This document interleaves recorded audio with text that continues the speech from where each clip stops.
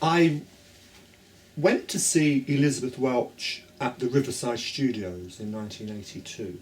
She was doing her one-woman show, and I'd heard about her and I'd read about her, but I didn't know an awful lot about her. So I went along with a friend and I wrote her a letter. And after the show, which I loved, where she sang all her famous sort of songs that she was associated with, I went backstage to the dressing room and I gave her the letter, and that was that. About 6 months later, I had a phone call from her out of the blue, full of apologies. She said, your letter got lost and now it's just resurfaced. And she arranged for me to come and see her at her home. And that was the beginning of the friendship. Really, in truth, that first meeting I had with Elisabeth should have been the last. But we had a mutual friend who would organise these lovely get-togethers. We'd go to Kettner's for lunch and then we'd go and see a film.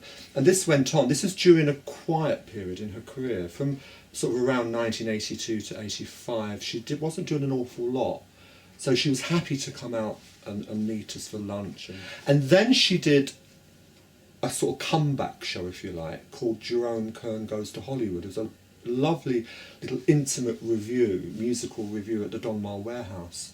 And she was nominated for the Laurence Olivier Award, and it just completely reversed her fortunes, if you like, in show business. She was asked to be on all sorts of all-star galas, and then we kept in touch, although by then she was incredibly busy. And then I received this letter in November, and in it she says that she'd just been to Los Angeles for the very first time in her life. I mean, this is a woman who's still in the business, in her 80s. And she says, before I left for LA, they caught me in a This Is Your Life, which I hope you get this in time to see this Wednesday the 6th. So I actually got this letter on the 6th, because she posted it the day before. So I was tipped off by Elisabeth that she was going to be on This Is Your Life that night. I'm off with friends to view it, with a promise of champagne in my hand, as I don't want to watch it on my own. I can't take it on my own, she says. It was too overwhelming and don't want another shock to take over.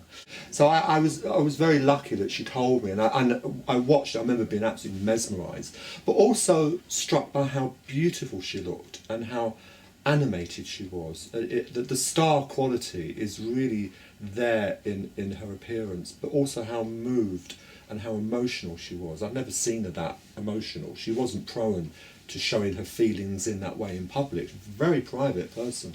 And the guests, it was just one after the other. It was just incredible.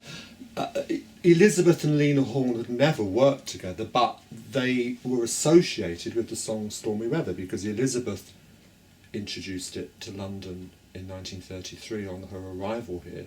Lena, 10 years later, sang it in a film in Hollywood. But Lena did have a very strong respect for Elisabeth and an acknowledgement of the work and the career that Elisabeth had over here as a so-called expatriate. Adelaide Hall and Elisabeth go back a very long way. I mean, as far as 1923, when Elisabeth introduced the Charleston in Running Wild. Adelaide was the star of the show. So Adelaide was a bigger star at the beginning, but Elisabeth was featured in some of her shows like Blackbirds of 1928. But they were both expatriates and both based in London since the 1930s. So their lives would cross occasionally. The difference really between them as artists was that Adelaide Hall was very much rooted in jazz, a jazz singer, who would also do occasional musical theatre if asked. Whereas Elisabeth was never a jazz singer. She didn't even like being labelled a jazz singer. Elisabeth was more cabaret and musical theatre.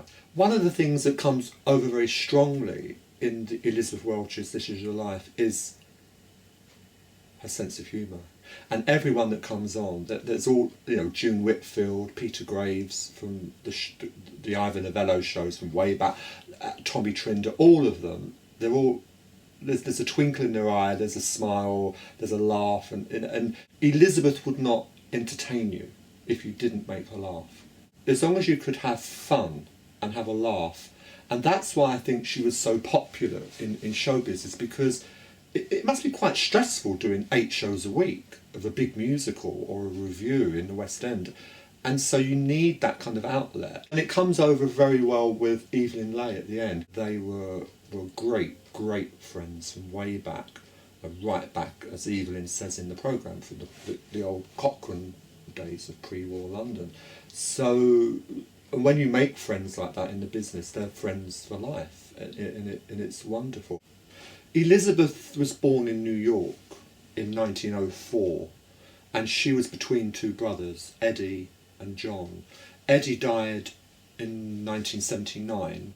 They were, by all accounts, a close family, but once Elisabeth had found her home and her career in Europe and London, there was that obviously separation, but they remained close, but just physically, geographically at a distance, so that reunions were few and far between, maybe not as many as she would have liked.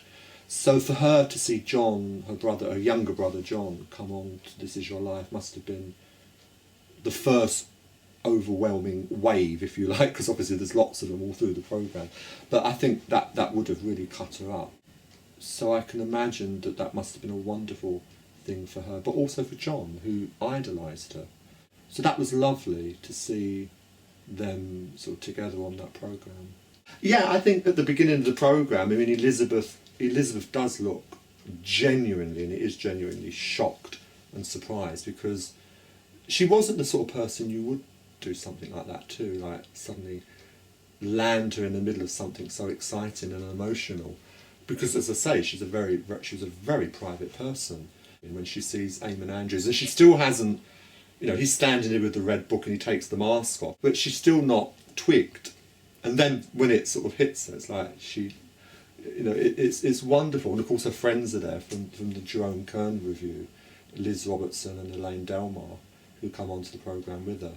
And then there's the jazz band doing the Charleston number. It was very well thought out. When you think about it now and you watch it now, you realise that they took a lot of care over that particular programme to pick on the Charleston, which launched the dance craze of the 20s and launched her career in a way.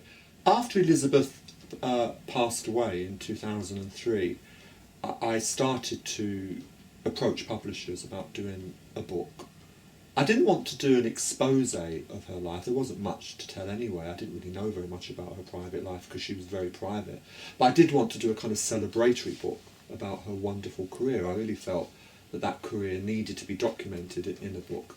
And so no British publisher would touch it. But I was able to find a publisher in America, Scarecrow Press, and the book was published in 2005, and that gave me an opportunity to put down on paper all the research I'd done, the interviews and chats, informal chats that we'd had. And this is what she said about the 1985 This Is Your Life. She said to me, it was absolutely fantastic, wonderful. It was such a surprise. If I'd known it was going to happen, I wouldn't have been there. It's terrifying. I didn't know how I'd get down those stairs at the beginning. Eamonn Andrews told me to put my hand on his arm because it was a long flight of stairs through the audience to the stage with no banisters. I'd already been crying with nerves in the dressing room. When I walked onto the stage, I was absolutely shivering. Well, you can see that. She's shaking the whole time. It was marvellous afterwards because then I got to talk to everybody, and when I came home, I sat in a chair and I was in shock for about half an hour. An hour and a half, sorry. And then I went to bed and didn't sleep.